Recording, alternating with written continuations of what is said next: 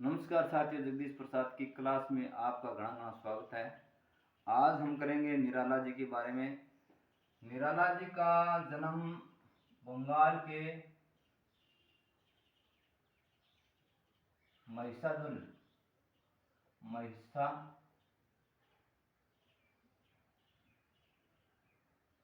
में हुआ और निराला जी का जन्म 1899 में हुआ जन्म और मृत्यु 1961 में हुई। इनका जन्म रविवार के दिन होने के कारण इनको सूर्यकांत कहा जाता है। सूर्यकांत त्रिपाठी निराला।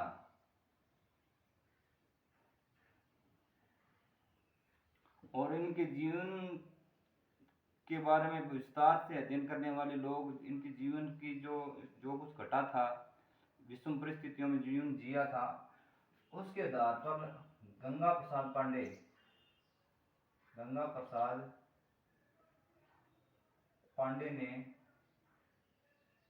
इन्हें महाप्राण निराला कहा था। और बालकृष्ण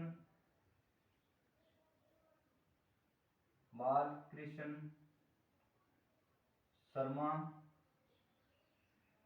नवीन ने इन्हें टैगोर की रचनाओं का नकल करने वाला रचनाकार कहा है।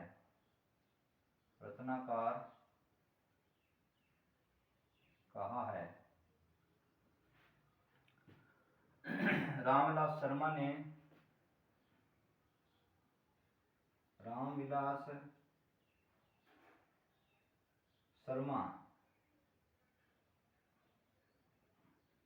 ने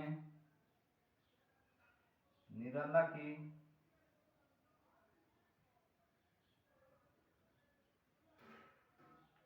साहित्यिक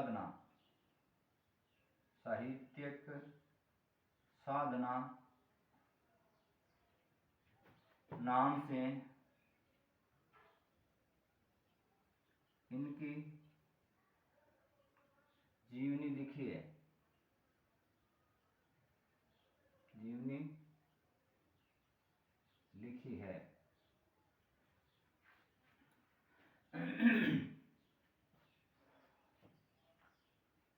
आगे बात करते हैं। मैंने जो साहित्य पढ़ा है निराला जी के बारे में, उस साहित्य में मैंने पढ़ा है कि निराला जी की एक बेटी थी जिसका नाम था सरोज, और एक बेटा था जिसका नाम शायद गोविंद था, पूरा कंफर्म नहीं है, देख लेना, देख के बता दूंगा। और एक पत्नी थी जिसका नाम था मनोहरा देवी। ये बड़ी धार्मिक विचारधारा की थी, लेकिन जो निराला जी थे ये मांस खाया करते थे,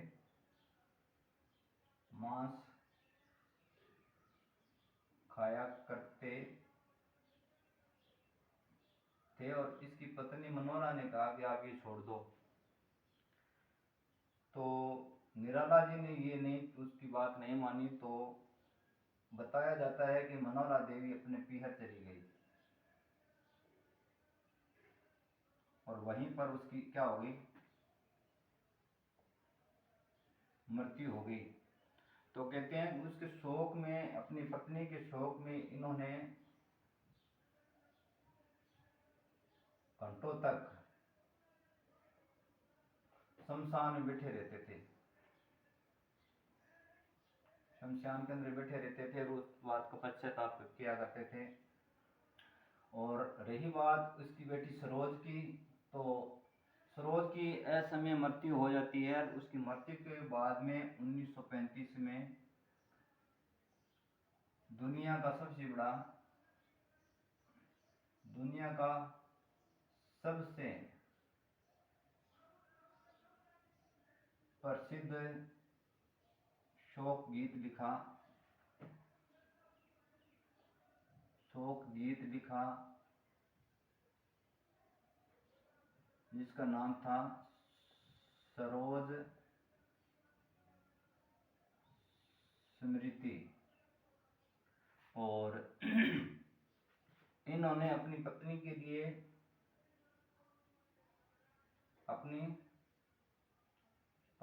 लिए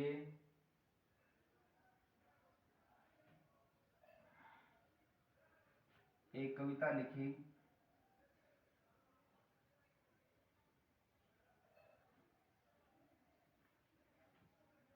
इन्हें अपनी पत्नी के लिए एक रचना लिखी, कविता लिखी, जूही की कली, जिसको सरस्वती के अंदर प्रकाशित करने के लिए भेजा गया था। सरस्वती पत्रिका में प्रकाशित करने के लिए भेजा गया था। उस समय सरस्वती का संपादक थे महावीर प्रसाद द्विवेदी, जिन्होंने सरस्वती में जूही की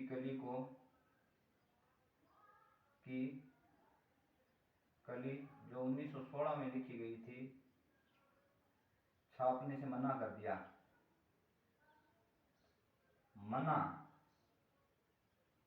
कर दिया।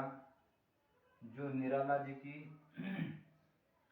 जूही की कली निराला जी की पहली रचना मानी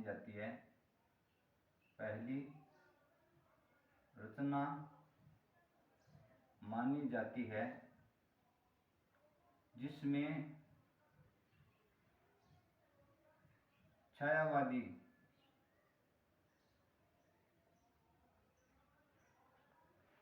लक्षण नजर आते हैं।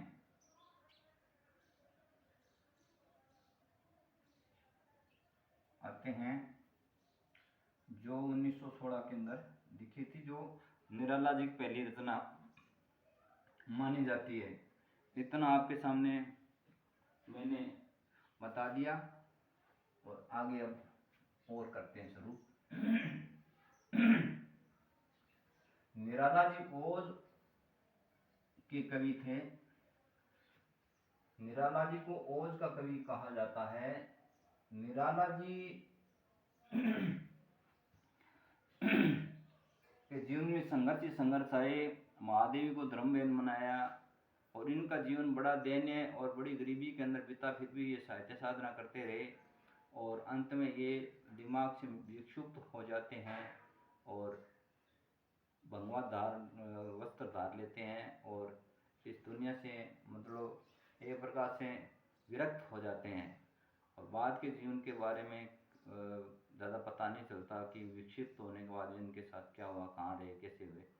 तो इतना पता है, महादेवी के पास में ये बार बार समय समय पर आया करते थे। एक बार मैथिली शरण गुप्त जी इनसे मिलने के लिए आए तो घर पर डिबरी में डालने के लिए तेल नहीं था, गुड़ आटा नहीं था, ये चीज़ सारे महादेवी से लेके गए। तो इससे ये पता चलता है कि इनकी कितनी दयनीय स्थिति थी। और ये हाथ के बड़े खुले थे, इंसान थे और बड़े ही आत्म सम्मान वाले व्यक्ति थे। उस जमाने ने तो निराला जी के साथ में निराला जी की शुद्ध नहीं ली, लेकिन आज उनका साहित्य हम पढ़ रहे हैं और उनको महान भी मानते हैं और उनका साहित्य पढ़ के लाभ भी प्राप्त करते हैं। और न जाने कितने लोगों ने इनके साहित्य से नया अपना साहित्य लिखना सीखा है और अपना लाभ प्राप्त किया है। लेकिन उस ज़माने ने जो बेरुखी दिखाई थी निराला जी के प्रति, वो तो उसके बारे में हम क्या कह सकते हैं। निराला जी ने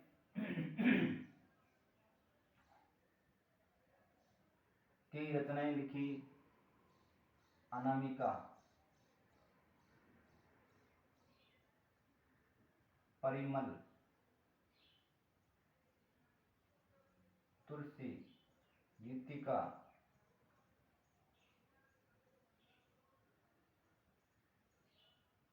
तुलसीदास, ये रचनाएं निराला जी की है। और 1930, 1936, 1938 और अनामिका परी गीत तुलसी के गाती है। तो अनामिका, परिमल, गीतिका, अनामिका, परिमल, गीतिका 36 में है।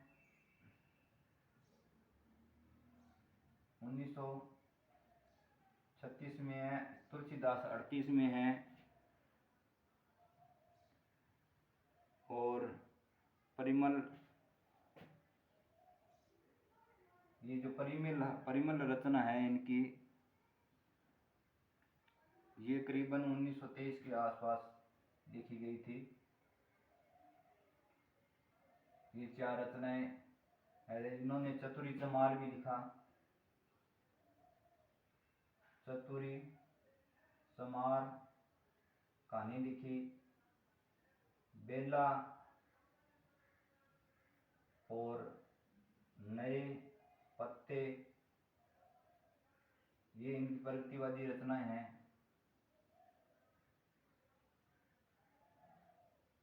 प्रगतिवादी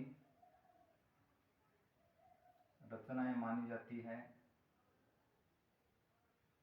मानी जाती है।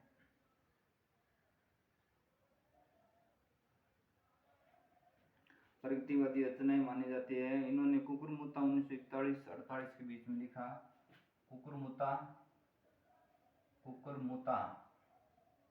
एक प्रगतिवादी रचना है जो 1948 और 1941 सन दे रखे हैं, ये आप देख लेना।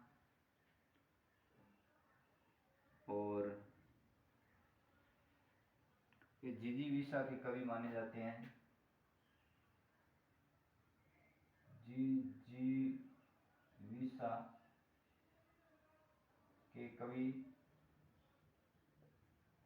माने जाते हैं। और ये छायावाद के शिव या रुद्र माने जाते हैं। निराला जी को फुटबॉल खेलने का बहुत शौक था। बॉल खेलने का बहुत शौक था, बहुत रुचि थी फुटबॉल खेलने में। और बहुत लंबे चौड़े कद काठी के मजबूत इंसान थे।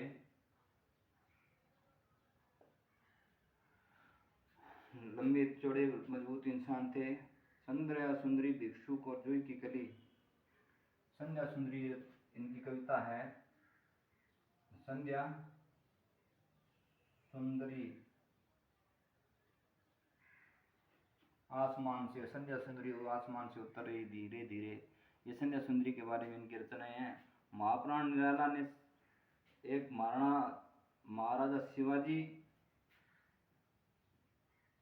महाराजा शिवाजी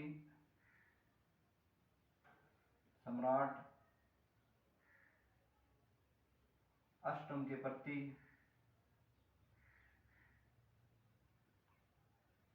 अष्टम के प्रति और दिल्ली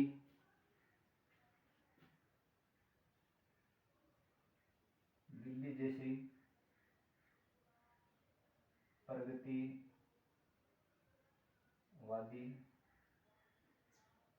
रचनाएं की।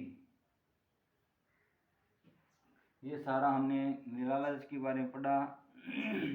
ये विवेकानंद के को अपना गुरु मानते थे और उनका शरण उनके अनुसरण में कई बार जाया करते थे। अद्वैत वेदांत दर्शन इनका जो दर्शन था, निराला जी का दर्शन अद्वैत वेदांत दर्शन था। ये सारा कुछ मैंने निराला जी के बारे में बताया और फिर कभी समय मिला तो और बताऊंगा मैं। आज की क्लास इतनी। ज़्यादा से ज़्यादा लाइक शेयर सब्सक्राइब करना। तब तक के लिए धन्यवाद, नमस्कार।